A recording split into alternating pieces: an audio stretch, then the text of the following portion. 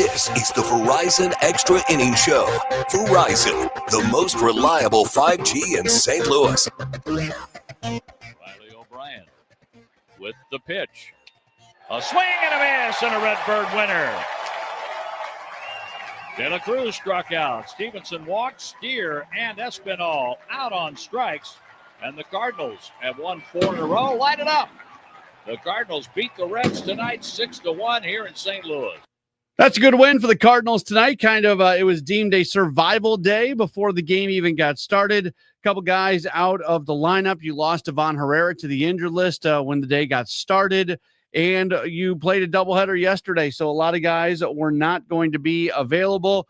All said and done, the Cardinals come away with a good 6-1 win against Cincinnati tonight. Welcome into the Extra Innings Show here on KMOX. My name is Matt Pauley. If you want to join us, you can do so by calling or texting 314-436-7900, 314-436-7900. That's how you call or text. You can also tweet at me at Matt Pauley on air, MattPauley on air. And then you can get in contact with us multiple ways, getting in contact with us here tonight on the Extra Innings Show, and would love for you to be a part of that for sure. By the way, I misstated something as I was wrapping up the network postgame show. So for everybody across the network, they're not going to hear the correction, but for those of you on KMOX, you get to hear it. Wade Miley's been scratched tomorrow for the Reds, so it is going to be Brent Suter who's going to start tomorrow's game.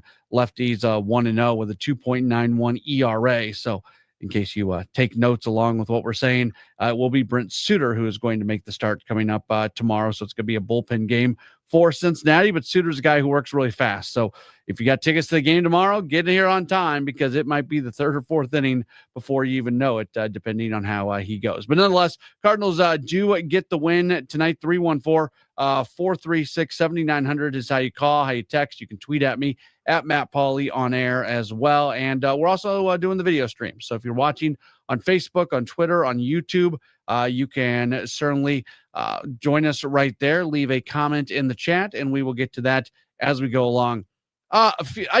This is one of those like character wins for the team. Just a good, solid win.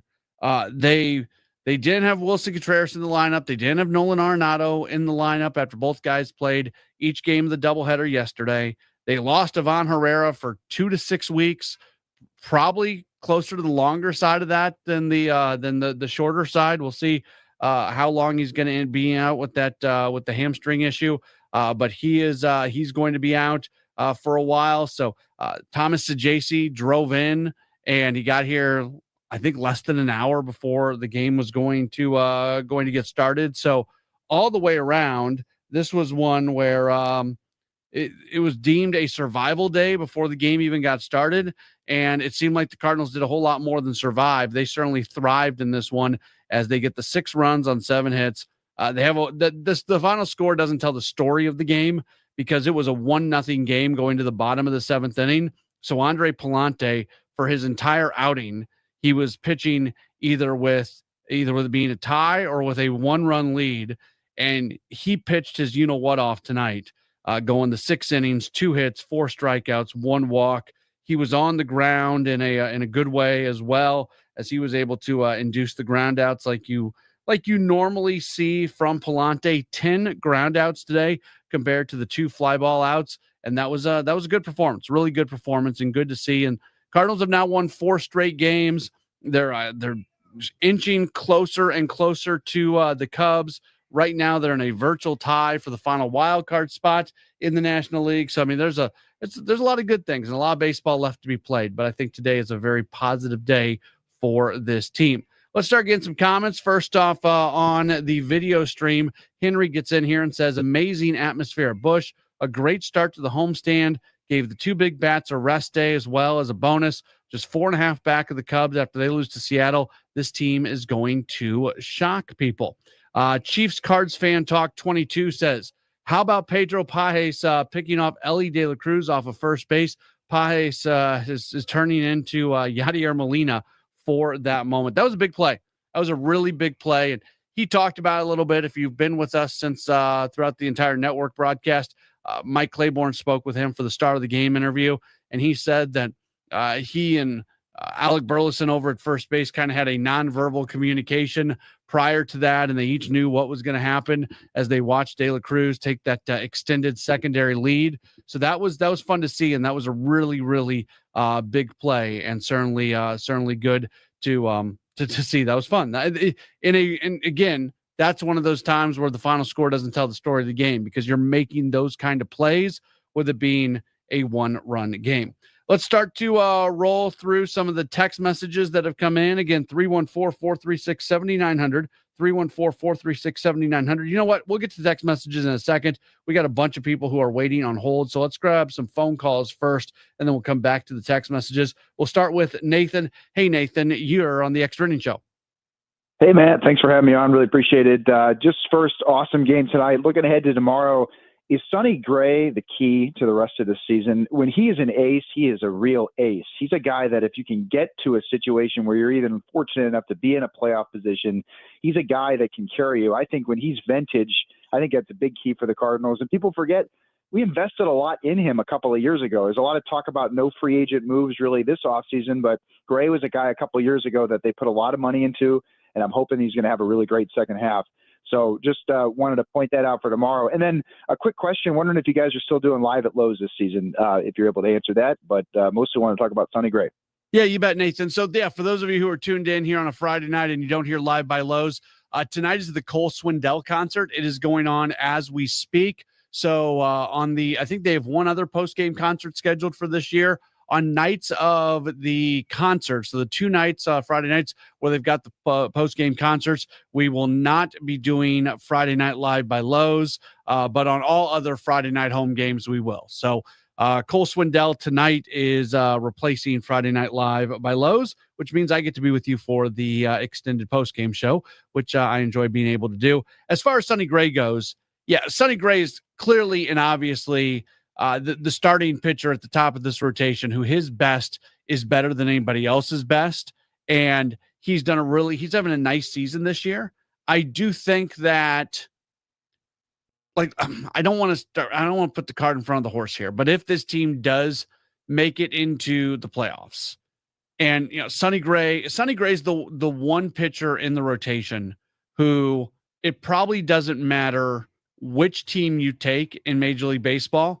If they're in the playoffs, Sonny Gray is going to start a game for them. Not going to be the number one starter for a lot of teams, but he is going to be a playoff starter for every team in Major League Baseball that could be in the playoffs this year. I don't know if we can say, if Matthew Liberatore, Eric Fetty, whoever you want to view as your number two starter, there's probably some teams out there where those guys are not in a top three of a rotation for some teams that are in the playoffs this year. I think Sonny Gray is. So the equation for this team getting to the playoffs and then maybe having a little bit of success in the playoffs is them winning game number one of one of those series with Sonny Gray. Again, we're putting the cart way in front of the horse right now, but I think to Nathan's point, that's not only can Gray go out and win you a bunch of games during the regular season, that's the kind of impact that he could potentially have if all the dominoes fall in the right direction. Let's grab Kurt, who's given us a call. Hey, Kurt, you are on the Extra Innings Show. Hey, thanks, man. How you doing tonight? I'm doing all right. Yeah, I don't want to sound too critical. I mean, playing great and doing everything right. But Mason Wynn not running that out, I particularly didn't care for that too much. And then they gave a shot at Ali, and it wasn't like he was smiling, but I'm sure he wasn't smiling at him not running it out. But do you have any? What are you thinking about him not running it out? Or are we just going to just say, oh, it's just one of those things? Yeah, Kurt, appreciate the phone call. This is my stance on these sort of things. If a guy who's known for his work ethic, his energy, his hustle, all those sort of things, has a moment like that, more often than not, I think there's a reason. And for those of you who didn't see it, maybe you were listening to it, there was a play early on in the game where Wynn hit a grounder to the second. He was not running especially hard out of the box. The ball was bobbled. If he would have been sprinting out of the box, he would have been safe at first. He was not, and that gave the second baseman time to recover and throw over.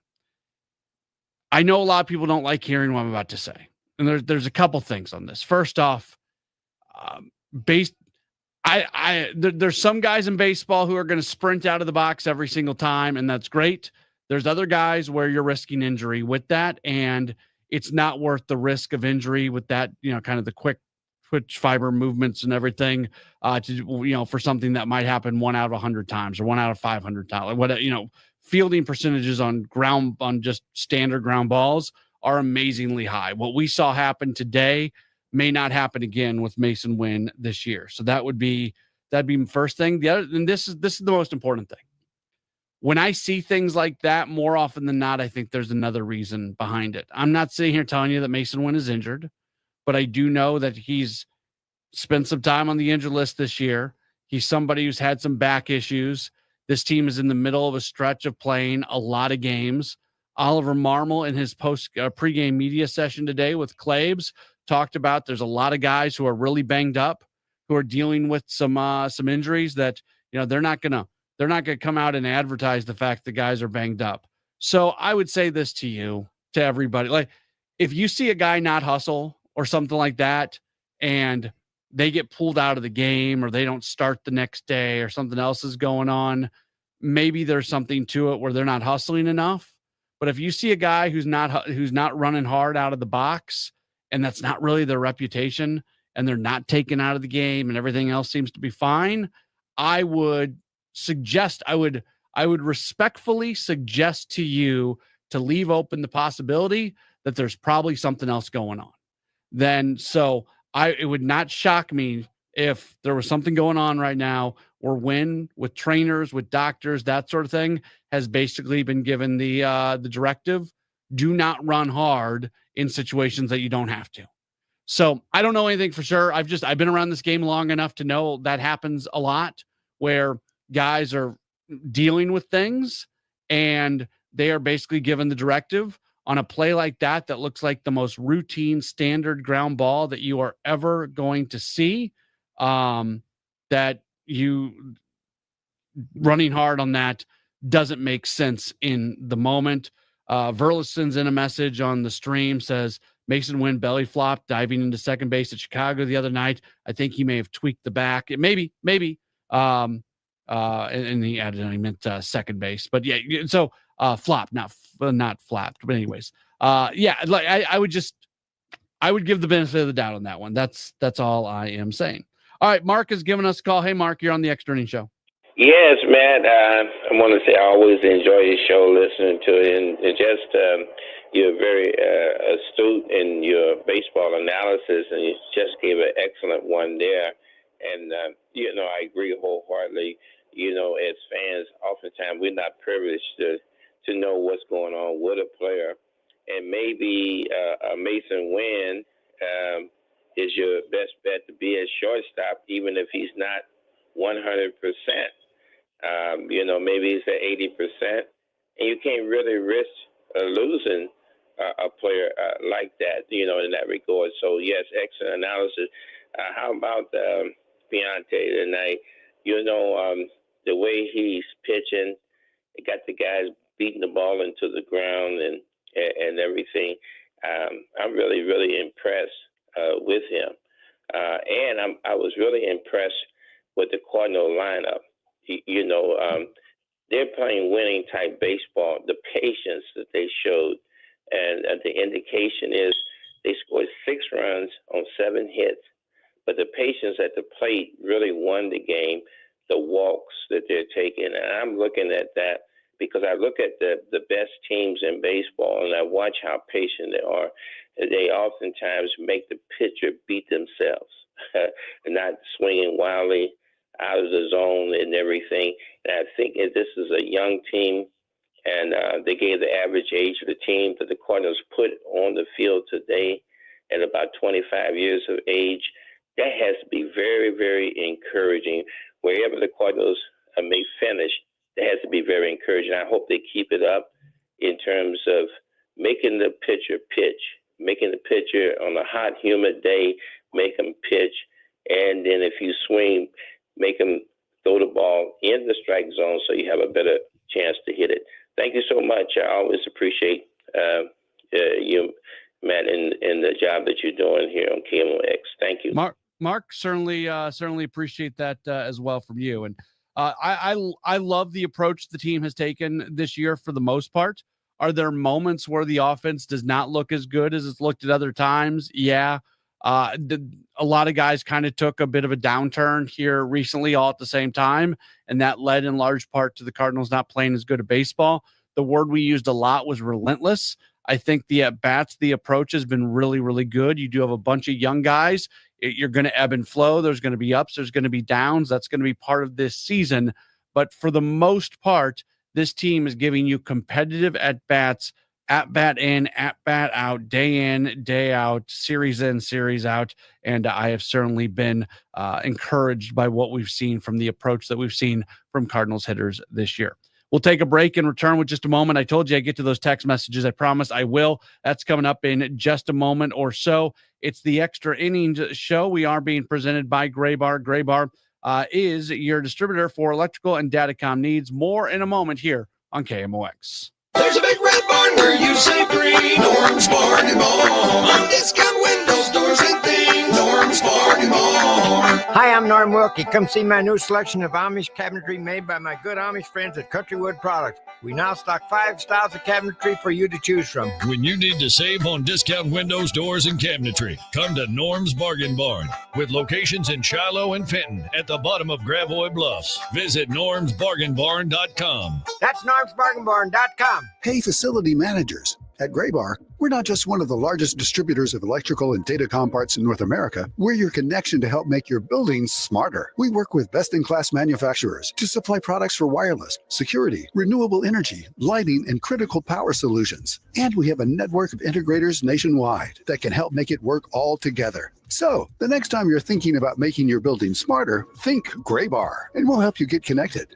Visit graybar.com/connected buildings to learn more. It's Tom Ackerman. I've been talking about it for years because we've been enjoying it for years, and that is Innsbruck. Innsbruck Resort, Innsbruck-resort.com. What a place. And the home values have increased 105% in the last 5 years, so it's a great return on investment. The new Sonnenhaus houses are available this year. The modern exterior of a treehouse with cozy interior elements of a cottage. Innsbruck-resort.com. Now, back to the Verizon Extra Innings Show. Which is presented in part by Gray Bar. Gray Bar is your distributor for electrical and datacom needs. Welcome back in. It is the Extra Innings Show. Cardinals that get the win tonight over the Cincinnati Reds by a 6-1 score. All right, let's start to roll through some of the text messages that have come in tonight. Teresa says, great game, exemplary pitching. It was really, especially Andre Palante tonight for sure. They were able to survive. You know, John King, this is the thing with guys who pitch to contact. Sometimes you have some bad luck. King had a little bit of bad luck. He was hit hard a little bit at the same time. 2 hits. One was a soft contact. One was a harder contact for sure. But I liked what we saw from JoJo Romero, who has seemingly found it yet. In case you're not paying attention, with Romero's 1 inning today without giving up a hit and obviously not giving up a run, his ERA is down to 2.74. We're not talking about that enough. JoJo Romero's ERA is 2.74. We should probably be, last year he had a high leverage role and he had kind of moved out of that through some struggles. It's really notable that Romero has done what he's done, and kudos to Cardinals manager Oliver Marmol, because I think he has found fantastic spots to get Romero in as they were kind of bringing him back. And I don't want to be premature on this, but it certainly feels like he's back. Ball game texting in says the 41st tip of the cap and raise the glass goes to the battery, Palante for preserving the bullpen, and Pajes for catching De La Cruz too far off of first. A play like that takes the life out of a team, especially an electric guy like him. It was just fun. It was just fun. Yeah. So that was just that's a fun play, and one that you remember. And that's, when I'm not sitting here trying to sell tickets, but at the same time, when I've said over and over and over that I think people should come out and watch this team play, well, part of that is because you don't know what's gonna happen. And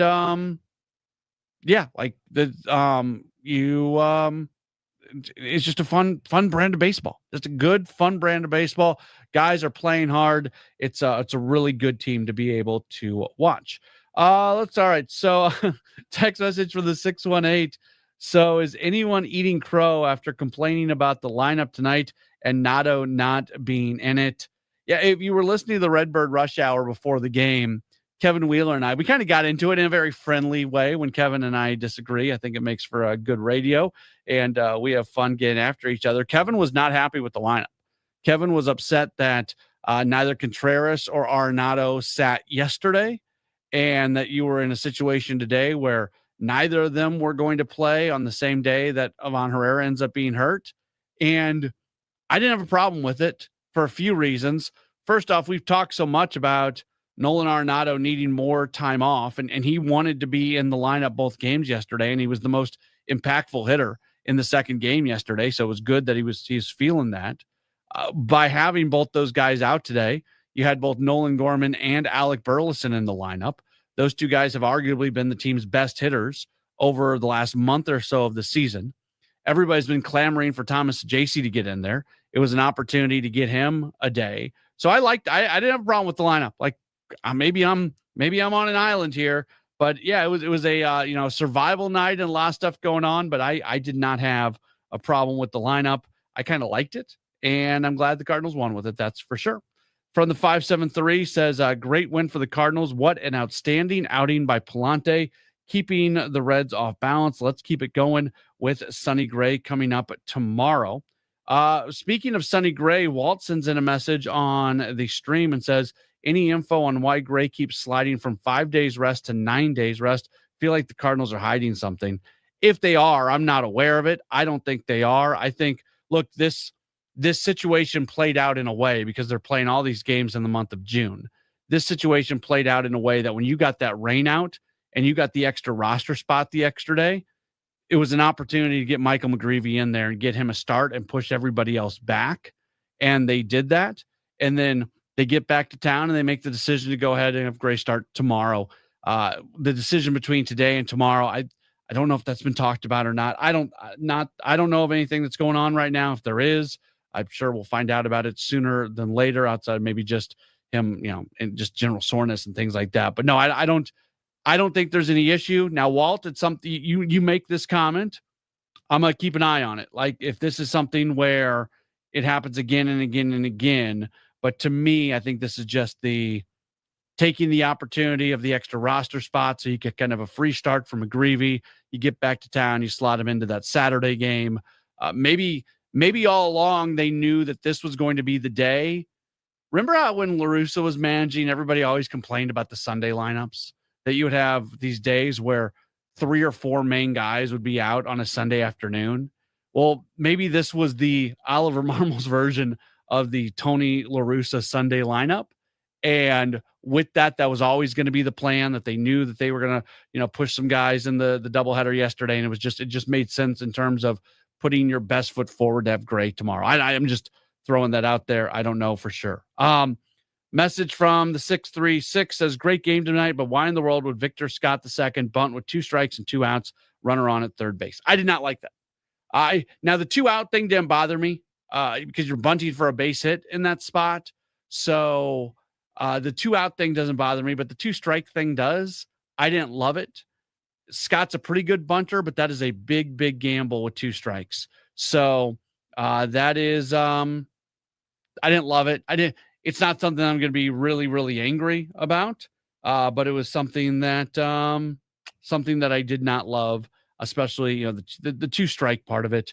I don't like 2 strike. I don't like bunting that often. Now, bunting for base hits is different than just normal bunting, but when you're bunting with 2 strikes, I feel like that's a gamble that more often than not is not going to be able to play out. It's a gamble and it plays out poorly too often.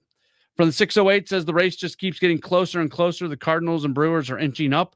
Brewers have found themselves a superstar pitcher in the Miz. Yeah, Mizorowski tonight got his no-hit streak to 11 innings before eventually getting a hit. He's going to be a problem. He's really good. Now, some tape's going to get out on him, and the league's going to adjust to him, and then he'll adjust to the league and everything. But it has been impressive to see what he's been able to do. Text message from 314 says, are there any answers to the Ivan Herrera void? Are there players out there on the scrap heap or any kind of deal that there can make? Is there better somebody in Memphis Look, I know Herrera catches occasionally.